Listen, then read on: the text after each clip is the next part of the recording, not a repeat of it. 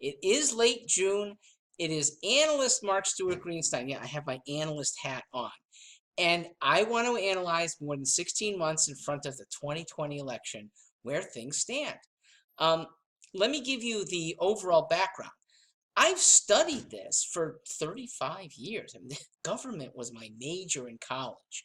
And maybe more importantly than college is life since college, where government actually affects you, your paycheck, your what you can purchase, what you can and can't do in business. So I think I'm a pretty good analyst, okay, predicted pretty well the last 4 elections, and I would like to give over where I see things at the federal level. And it's a big wild card on just one side, the Democrats. We know what to expect of Donald Trump. Okay, he will get the Republican nomination. And it's baked in, his goods and his bads. They're not going to be changing much. The Democrats, they could, because the Democrat nominee could adopt that far left mindset. Okay? The Democrat nominee could be on the moderate side. So notice, I'm not saying who the nominee will be, because no matter who it is, he or she really has the opportunity to say, yes, I'm buying into that far left woke mentality, that mentality that probably gets you nominated within the Democrat Party, or you shun them. You got me this far, but the only way I'm going to beat the Republican is to be more in the middle. You have a chance. It's tough to blow off the people that got you there. But it's actually the responsibility of the nominee to do that, because everyone in your party, plus the millions of Americans in between, are riding on it. I don't know if any except one of the 23 declared Democrats can do it. The only one that I think could do it right now doesn't stand a good chance because he is on the moderate side, and that's Delaney.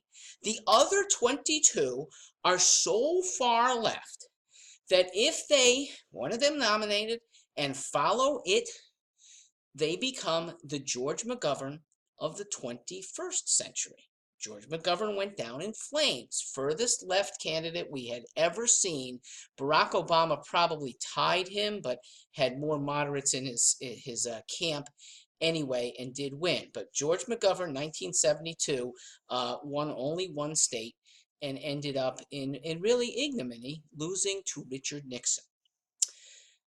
The Democrats could have maybe even worse ignominy of being the party that loses to Donald Trump twice. So, with that in mind, who do I have as my likely next president?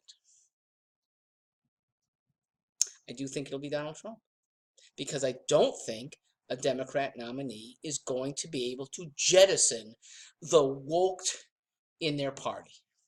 But I'll give you 3 possibilities, and it actually opens up many more, of the type of nominee that could, and it's none of the declared candidates as of now.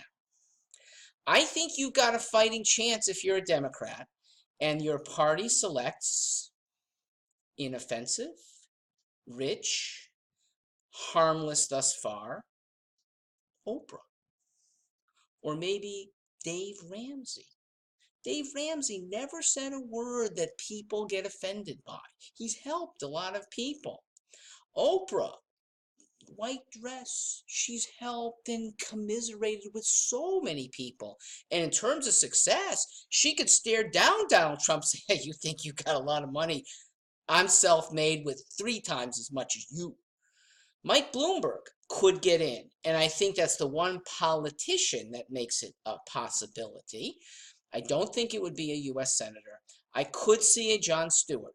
He's offended a lot of people, but he's kind of funny in the process. So, look to an outsider. We had an outsider win in 2016. I think that's still the likelihood here. We'll see what happens. Thanks for playing along. I'll do this every month for the next 16 months. I'm Mark Stewart Greenstein.